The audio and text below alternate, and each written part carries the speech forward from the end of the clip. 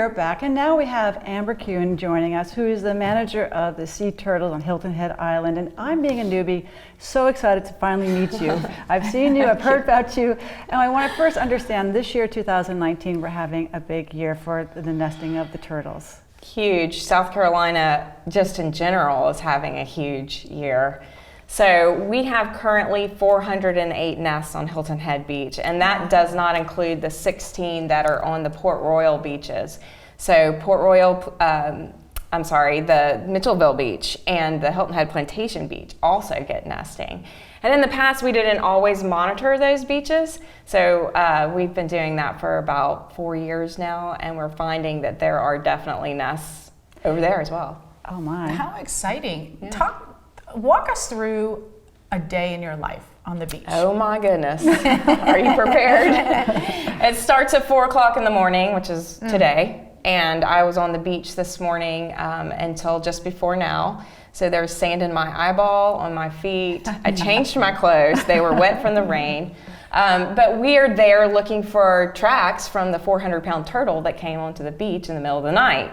And at the top of the track, there's a body pit, and we locate the eggs. And if we decide that it's too close to the water, or it's in an area that's dynamic, or it's going to get eroded, we will move those eggs to a safe place. We can do that within a 24-hour period. It's a lot of work. It's hands and knees in the sand, digging holes, pounding poles, documenting with our iPad so that we can GPS and know where we can find it again. So when you're checking, we stop 75 times on the beach to look at nests that are due to hatch. So that's just started.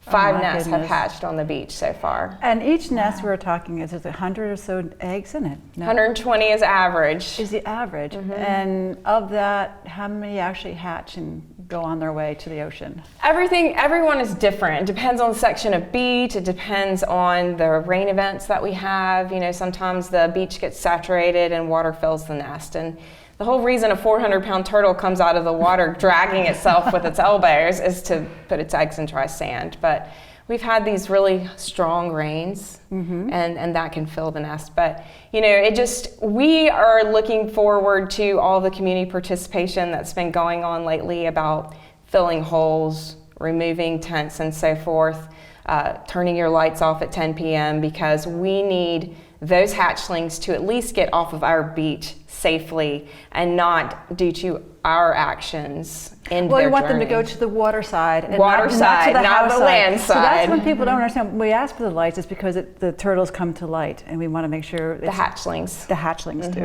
And so we want them to go to the water. Once they get in the water, pretty much everything eats it. It's a 3-day swim to the Gulf Stream, which is 70 miles off of our coast. So in that period where it's traveling, it's in danger. Only 1 in 100 are making it to the Gulf Stream. This is so interesting. And this is a big topic. What can the community do to help or not do, maybe is a better way to say. Right. So I get calls all the time. They want to volunteer for Turtle Patrol, and that's great. I'm so glad that people are interested in there.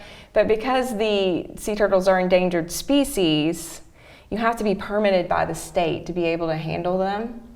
So I have 15 people that work under my permit, and I train all of them to know how to handle a sea turtle egg, how to rebury it, relocate it, what to do with hatchlings. It's a lot more training than just stepping out and volunteering.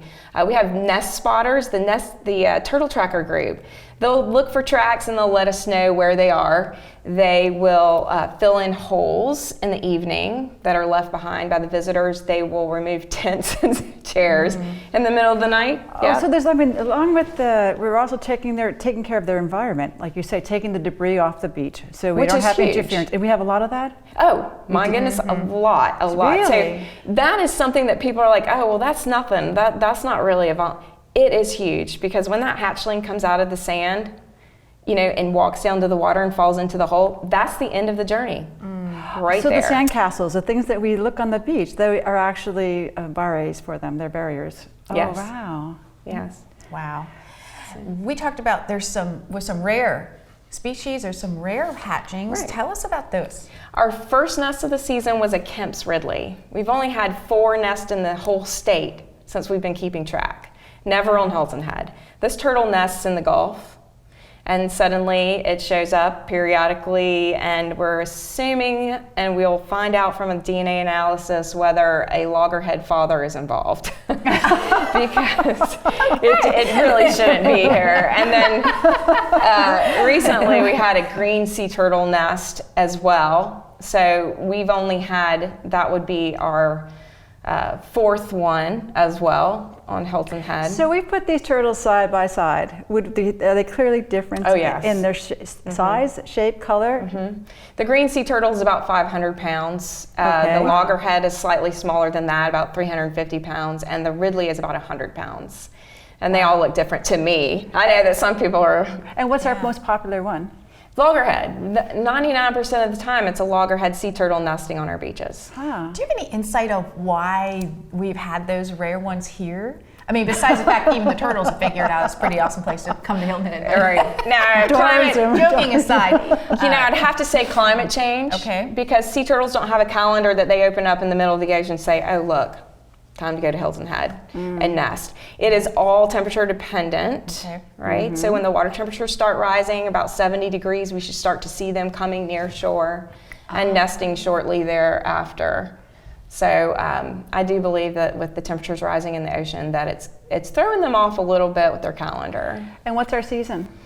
May through October. So we start checking for sea turtle nests in May 1st. And this year, April 26th, we had the first nest. We weren't even out yet. Wow. The lifeguards called me and they said, Amber, there's a sea turtle nesting on the beach. I'm like, it's daylight. Have you had any diseases or anything that the turtles have come across? You hear animals, all like the bats or something like that. It just sort of made me think about the turtles are all healthy. There's no underlying disease. Oh my goodness, there is for sure. So we're having to battle a lot of things. So sea turtles get involved with boat propellers, which is fatal.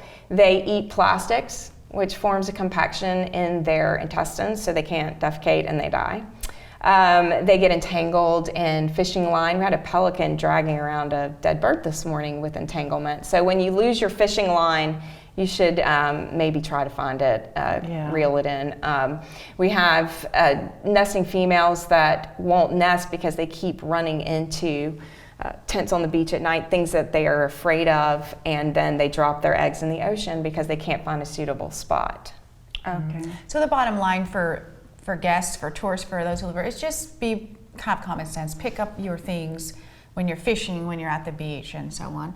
Let's talk about your organization. A lot of people don't realize you're a nonprofit, so share with us about what you all, how you operate. The turtles are way more popular than my actual job that I make money at. This is all volunteer, and people love turtles, so they look at me, they recognize me as the turtle lady. I spend a lot of time doing a volunteer work. And it's a 501c3 nonprofit. It's been a nonprofit with the state since 1997. We brought it up to 501c3 a couple of years ago so that we could start to accept donations. More and more sea turtle nests on the beach, more fuel, more supplies. So we're having to depend on the community for that extra funding. So we're looking for private funding. We're looking for people who decide, I want to help you. And they've been very generous so far. We have been so lucky. Our community loves the environment. They love the sea turtles, and I've gotten way more support than I ever thought, and it's excellent. And we will continue needing support because there will be more and more as we go. Where can they contact you or your organization? Website, phone numbers? We have a website. It's all SeaTurtlePatrolHHI.org, and you can find us on Facebook with the same, Instagram, HHI Sea Turtle, and our logo has a sea turtle in it with the island right here. So you'll recognize that. There are other turtle organizations on the island that are not out on the beach and doing sea turtle conservation. They're offering educational programs. Okay. Wonderful. Is it internal though? Can you actually donate online as well? Do you have Yes. Okay, perfect. That really helps out a lot. Well, it's always exciting to talk about this, and your necklace is pretty cool. You've got double turtles there. So for you all watching today, we thank you for watching this episode of 843 TV, where communities come to speak.